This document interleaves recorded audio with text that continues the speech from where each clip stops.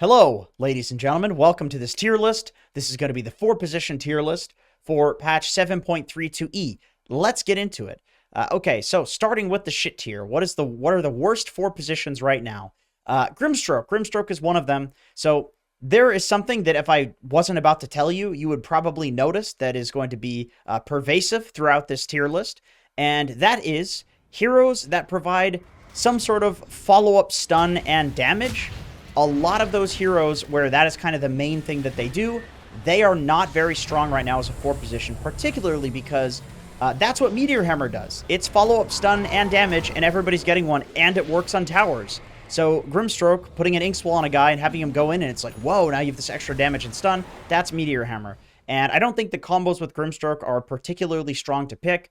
Doom plus Grimstroke is a little bit weird. Lich plus Grimstroke is also weird because then you have a 5 position that's not melee and a ranged 4 position as well, which a lot of people aren't running right now. So yeah, Grim is weak. Pudge, I'm going to stop coping with this hero, finally. This is a shit tier 4 position. It's really bad at laning, and I think it's been bad for a while. They keep nerfing it over and over again. Flesh Heap really sucks, and honestly, the heroes that are being played in the carry position will just eat a Pudge alive. It's like Ursa, Slark, Spectre picking up a Radiance, Lifestealer, Juggernaut, all of these heroes picking up Radiance for the most part. And yeah, Pudge is just going to feed against all of these carries. It's not good, and you're going to lose the lane as well. Lion. So they did just reduce the cooldown on his Finger of Death, which I think he pretty desperately needed. They increased his armor by 1, and they decreased his agility. I will say, I can actually feel the agility nerf in lane. This hero hits for such low damage, and now he's hitting even slower because he has less agility. I don't know how you're supposed to get out of lane on Lion. This is not a good laning hero, and what he offers is stuns and damage, and it's not that much damage, and his stuns, like Hex, is a really long cooldown. So it's one of those things where, like, 5 years ago, Lion was good because of these things, because he was the best at these things, but everything else has been kind of power crept since then, and so Lion just feels old. He just feels old. Okay, let's get into the D tier. First off, we have Marcy. Now, I want to say this is actually a very strong core position hero. I think she's one of the best carries, one of the best offlaners in the game. But with that being said, as a 4 position, there's not really a build that feels that great on her. People are getting Drum Boots, Veil of Discord, and some, trending item, Meteor Hammer, obviously, on 4 position right now. And Marcy isn't particularly sick for any reason with any of these items. And her laning has been pretty massively nerfed if she's not being played in a core position where you can, like, max her heal, and then that's going to give you damage for laning. That's not really a thing for 4. People are applying off of her rebound, and that's a bad ability now, or you need to level it. So, yeah, she's pretty weak. Shadow Demon. This is an interesting one because people are going Meteor Hammer on Shadow Demon. I just don't think that it's very good. Something feels wonky about it. I still don't know what Disseminate does. If anybody can go ahead and comment below, that would still be appreciated. Nobody did that last time because clearly nobody knows.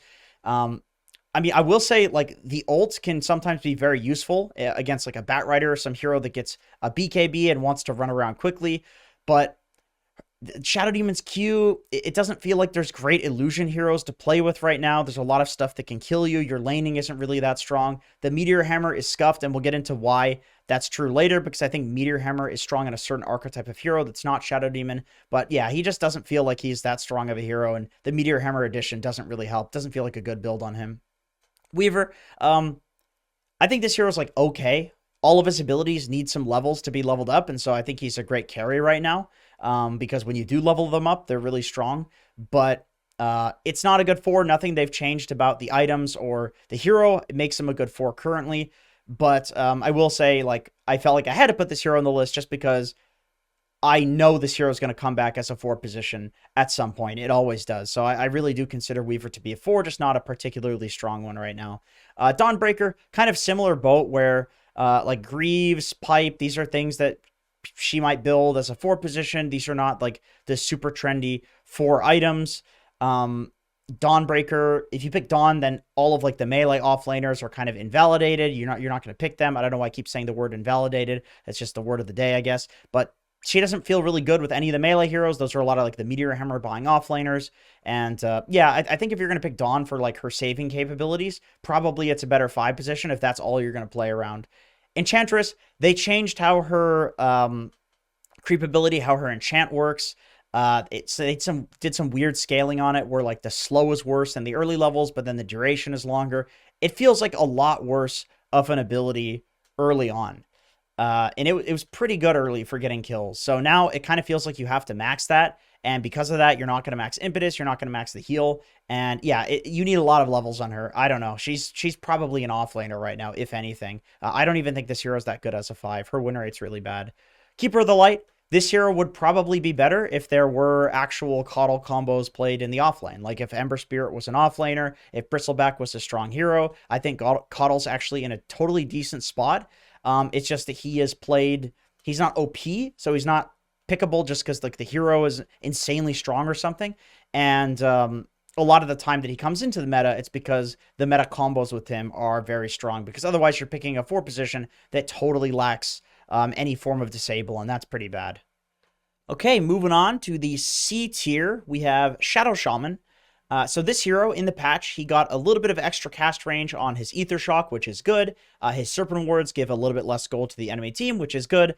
But it's nothing hugely significant. You know, this hero, it feels like his cast ranges weren't really a problem. The gold Serpent Wards we're giving is not really a huge problem, and it still gives quite a lot. He still suffers from the same issues, which is his abilities cost a lot of mana. You kind of want to level all of them.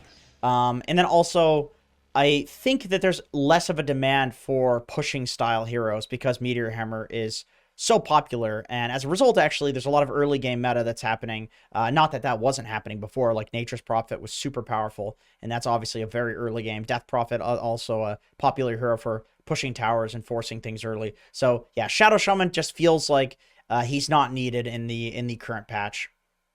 Phoenix.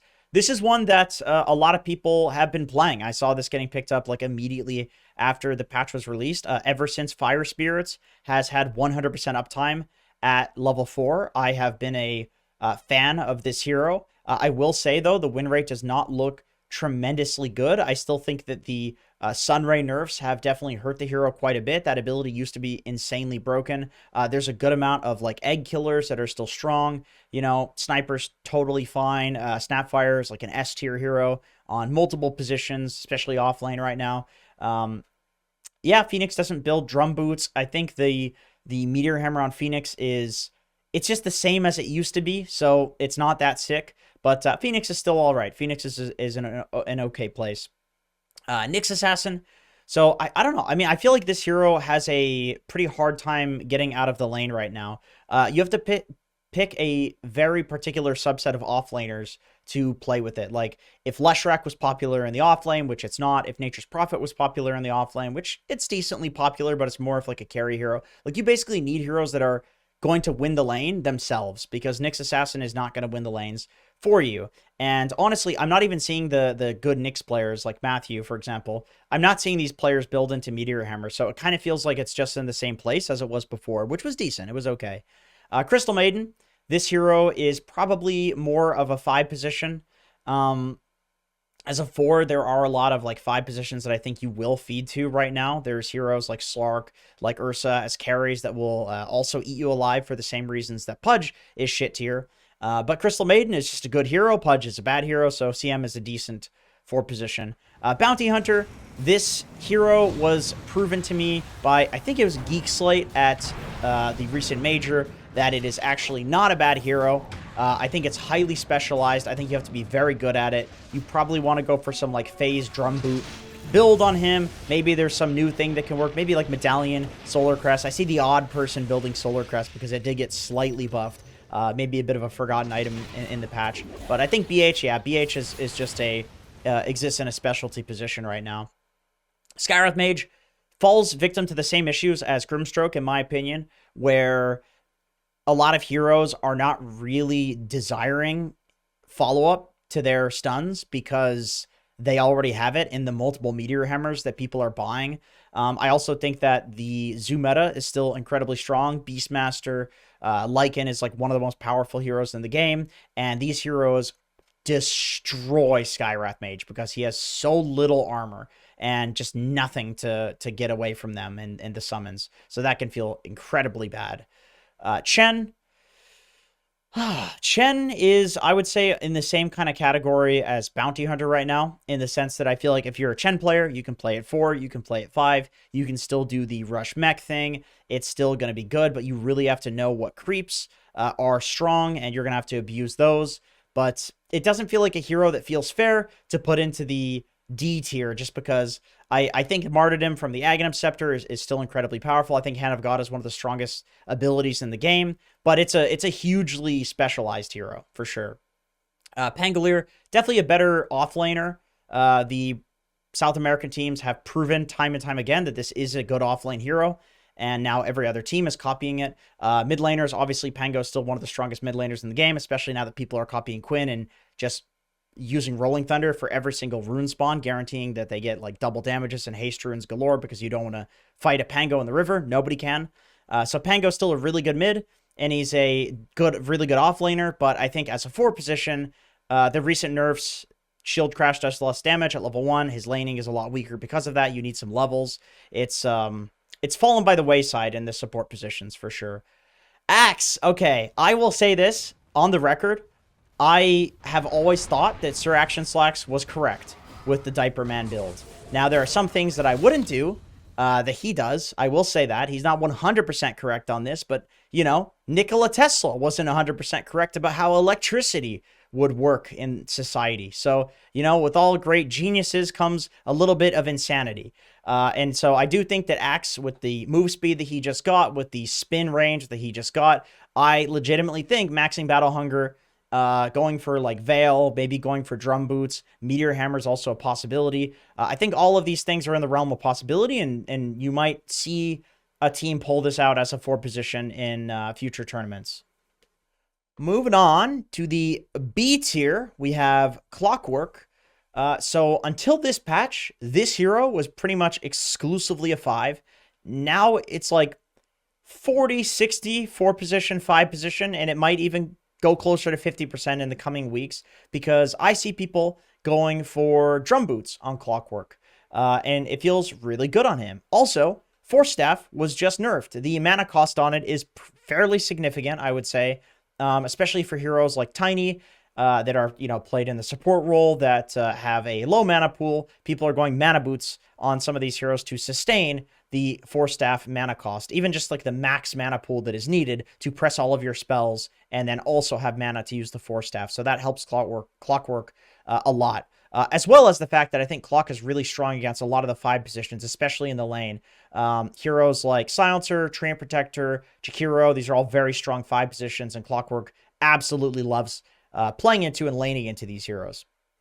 Tuskar, so this hero has definitely fallen off a little bit with the Ice Shard nerf. They've reduced the range on it by a pretty significant amount, and so I just don't see Tusk as being as effective as he was before.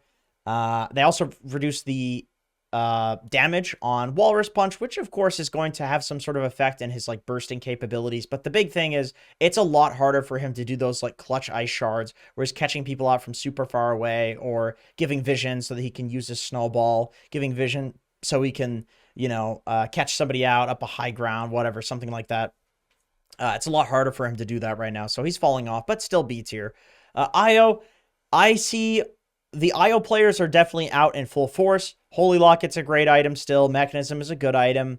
Drum Boot is fantastic on Io because it gives you this constant source of regen, although I don't even see people building that. It's just like Soul Ring, Mech plus Holy Locket build. And a lot of the offlaners that are currently being played, and the carries, honestly, are fairly decent with an Io. Like, you can like Slark plus Io, Ursa plus Io, something like that, Legion Io, and Slardar Io. Like, the list goes on. So I think because of the other pairings that exist, Io's a decent hero, but very specialized, very specialized. Techies to me, I mean, this is going to be a spoiler for another hero that's in the list, obviously, but I think Techies is a shitty hoodwink. I shouldn't say shitty hoodwink. I'm talking about a B tier hero here. And that's actually a friend of mine who plays a shitload of position 4. Why am I calling my friend? Nusham, who I play on a team with. He's a very good position 4, 9K, pause 4 player. Basically said, like, yeah, Techies is really good. You can one-shot cores, which obviously is going to be very valuable. You win lane by, like, solely harassing people down. That's literally what Hoodwink does, except it's easier on Hoodwink, which is fair. But because Hoodwink is an amazing hero and Techies is a slightly shitty version of Hoodwink, Techies is still good. Okay, Silencer, still a great hero. None of the nerfs have massively affected his win rate. I will say, though, like, he is slowly going down every nerf. He's probably in, like, B- tier right now. I think last time I did this tier list, I had him on B tier. Maybe A tier. I can't remember. It depends on when I did that list. But I think Silencer is still perfectly fine. Ricky, so this hero would be in the D tier for Dumpster, maybe even shit tier because of the nerfs to the Sleeping Dart. If this wasn't also one of the best Meteor Hammer heroes in Dota. So I said before that I would talk about this eventually, like the heroes that I think pair well with Meteor Hammer as an item. I think it's heroes that have some sort of, like, kill threat either in a lane or in the game where you have to play really scared of them. The heroes like Spirit Breaker, heroes like Ricky, heroes like Viper, where you leave lane against them, where you just want to avoid this, like, toxic piece of garbage. You can't avoid a hero that is Meteor Hammer spamming your towers down eventually. So it kind of puts this timer on the enemy team where they need to deal with you. And a lot of the time, the best way to deal with these toxic heroes is to ignore them. And you can't do that against Meteor Hammer. So Ricky is really strong right now. And I actually, it's mostly being played as a mid. People are going, like, Meteor Hammer into Diffusal Blade. And it's like S tier as a mid, or maybe A tier, and maybe it's a bit overrated. But this is still a good hero. Earth Spirit. So with Earth Spirit, I think what makes him strong right now is that there are many viable builds that you can do. I've seen people go for Meteor Hammer first. I've seen the Spirit Vessel still. I've seen Drum Boots. I've seen BKB Rush. I've seen Veil Rush. It feels like the sky's the limit, and it depends on the game. And so if you are a skilled enough Earth Spirit player, you will have a build for the game that works, that will carry you in that game. And I think also, like, a lot of... You can definitely get away with, like, the lane pulling shenanigans right now, where you just cut the creep wave and 50-50 the lane and the off lane. It doesn't feel like there's some, like, super punishing 5s or super punishing carries for that. And Earth Spirit, that's often how he gets through a lot of the early laning, is by doing creep dragging, I should say. So Windrunner, I originally had this hero in the C tier because the win rate on it is low. However, I would actually attribute that to people really enjoying playing this hero and being bad at it. Gale Force is still one of the best abilities in the entire game. It's broken. Meteor Hammer is strong on Wind Ranger.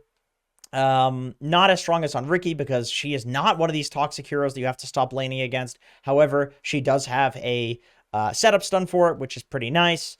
But honestly, the big reason that I think that she's strong is because I think they changed her base damage in a previous patch on a hero that really likes to poke. So that's a huge change. That's a change they made to Mirana, which made Mirana go to S tier. But it's just her power shot. They increased the range of her power shot by like 500 or something crazy like that. There's no way that's not good. Maybe I'm overestimating it, but it's like, that's such a powerful ability, and being able to snipe people. Maybe it's like a very high skill thing, but definitely I think she's all right. I think people just need to figure out the build on her. Maybe I'll eat my words on that. Okay, A tier. Now we get to some interesting stuff, because there's some new heroes on here that are very good now that were not even on this list before. And so the first one is Primal Beast. Mira from Team Spirit is spamming the shit out of this with a huge win rate right now. And he is going phase boots into drum boots. So 2 pairs of boots on this hero. And I talked about it in the offlane tier list. The drum boots, for some reason, on Primal Beast, because he has so much HP, it makes him feel so difficult to kill. It's like you have to focus him, because otherwise he's going to kill your whole team with trample and his ult. So this is a really disruptive 4 position. And like I said, the lane cutting shenanigans and stuff, it feels very viable right now to be able to do that in the offlane. And Primal Beast, melee 4 position hero, a lot of the times he'll go boots first. This is a hero that likes to get out of lane by doing that. Okay, so next up we have Snapfire. This hero did get a nerf. They reduced the damage on the Mortimer Kiss that comes from the Aghanim Shard Cookie by 50%. That's a pretty sizable nerf, I would say. However, with that being said, this is another Meteor Hammer hero that you can set up with Cookie. That's pretty cool. I still think that she offers like way too much utility in a game of Dota to pass on right now as a 4, as a 3, as a 5. Also, because she's so strong in all of these roles, it makes her an amazing flex and competitive, which means people are going to pick it in pubs, which means it's going to trickle down to every MMR rating because people have figured out what the build is on her. And the build is still Greaves, Force, Blink, Ag Shard. It's still the same old shit, but the same old shit is still really good. It's still really good. One of my favorite things about Snapfire is that you never lack damage, ever, if you have Snapfire on your team because of the Snap ult. And with like a DK stun into Meteor Hammer, like you can bet your ass you're killing somebody. I don't know why I clicked on her. Okay, Spirit Breaker. Here's an interesting one. People are maxing charge and getting Meteor Hammer. So we talked about it with Ricky, a hero that changes the way that you play the map, a hero that you don't want to lane against because they're just so toxic. You don't want to show in lane against Spirit Breaker because he'll charge you, he'll kill you. And then he says, all right, you don't want to show in lane, you don't want to fight me, I'm going to push all of your towers with a Meteor Hammer. And also he has setup for it. I also think that Spirit Breaker is really good against heroes like Nature's Prophet, Drow Ranger, and they're still very popular. These like backliners that you just want to catch out on the map. There's even like a lot of these Radiance carries, honestly, are like magic immune heroes like Juggernaut or Nakes, or they're a hero like Spectre, who is like kind of hard to catch out. And I feel like Spirit Breaker is actually really good at catching most of the carries that are popular right now. Slark as well. Ursa has to press his ult if Spirit Breaker charges him. Like this hero feels quite strong. Mirana. Still an excellent hero, still an excellent 4 position. I would say that she's probably a better 5 right now. I think she's an excellent 5. My only issue with Mirana right now, and I'm only saying this because like she was previously S tier, now she's A tier. She's obviously still incredibly good. She gets you out of lane. Her arrow's amazing. In team fights, she does a ton of damage. Her ult is a pain in the ass to deal with. It's a free smoke for your team. Yada yada. There are a lot of great things about her. The annoying thing with Mirana is that it does limit what your heroes have to be in the other roles. Like, you don't want, like, a Mirana plus Snapfire as your offlane. Like, you'd like to have some sort of setup stun for it. So, it's limiting in that way, where you probably want, like, a melee stunner. And offlane is, it's, like, split. It's split right now. You need some sort of, like, hard setup for arrow, it feels like, with Mirana, or she's not as sick. I mean, she's still fine. Like, you can get a Yule Scepter, but then you have to spend money, which, obviously, people don't like to do. Earthshaker. So this hero, people are going for Mana Boots, Aghanim Shard, and not playing with Blink Dagger. And it means that even though, like, Spectre is popular, I mean, that's one hero for one, but also the, like, anti-Blink Dagger heroes don't do much to a hero that doesn't really care for the Blink Dagger. And because the Aghanim Shard is just long-range stun with the Fissure. With that being said, I also think, you know, same thing with that goes for Primal Beast and Earth Spirit. This hero often likes to play as this, like, just 1v1s against the 5 position and tries to get out of the lane. And those are kind of the popular 4s right now. Maybe a big reason, maybe like part of the reason for that is because a lot of the offlaners can currently 1v1 the carries. Like, you'll have some Death Prophet or Snapfire in the offlane. And if you have that, if you're just distracting the 5, which Earthshaker, Primal Beast, Earth Spirit, Tiny, these heroes are good at distracting the 5. Your 3 is going to beat their 1 in lane. So that's always going to be a help. Tiny, we talked about him a little bit. Like I said, it's another, like, boots hero. Of course, you can always pick up the tree grab and play to lane, play to deny.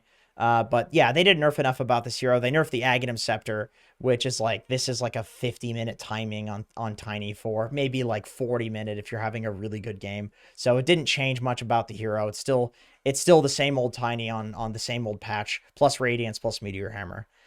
Dark Willow, same thing. I don't think they changed anything about her at all, but Veil of Discord is a popular item. Yule's is still perfectly fine. I think she's high skill, but she's in a really good place right now. They made her Brambles a lot easier to hit, which is obviously going to help her laning. Her talents for Cursed Crown are insane, plus the Aghanim Shard. They didn't nerf that anywhere near enough. So this hero is still in the same place she was, which was excellent. Okay, moving on to the S tier. There might be heroes in here. I think there probably will be heroes in here that will surprise people. But I genuinely believe that all of these heroes are S tier. I think the 4s are very strong right now.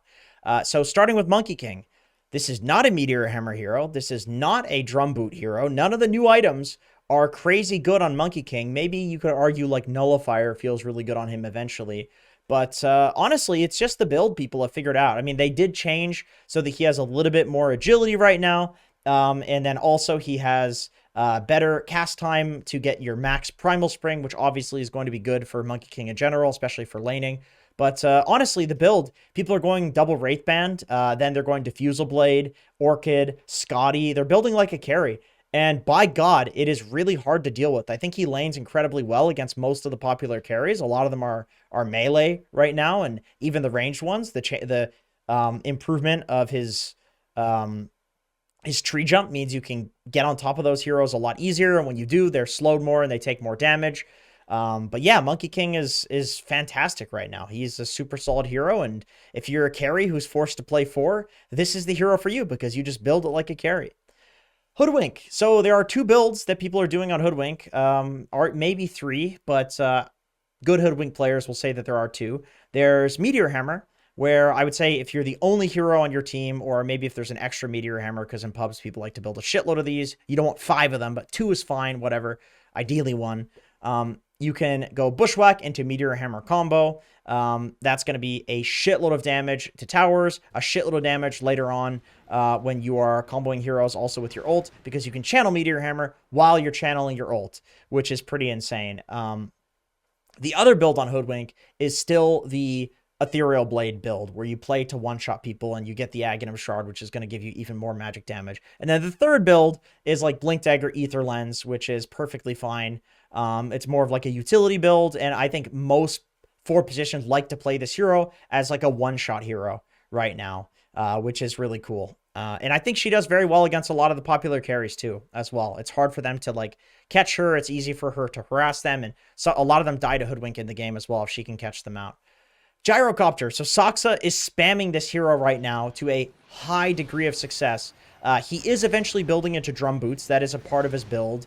But Veil of Discord and then the Aghanim Shard, of course, are the 2 big components to his build. And my God, it feels like this Rocket does so much damage. This hero is such a strong team fighter. He's such an amazing stunner because Rocket is an incredibly value ability.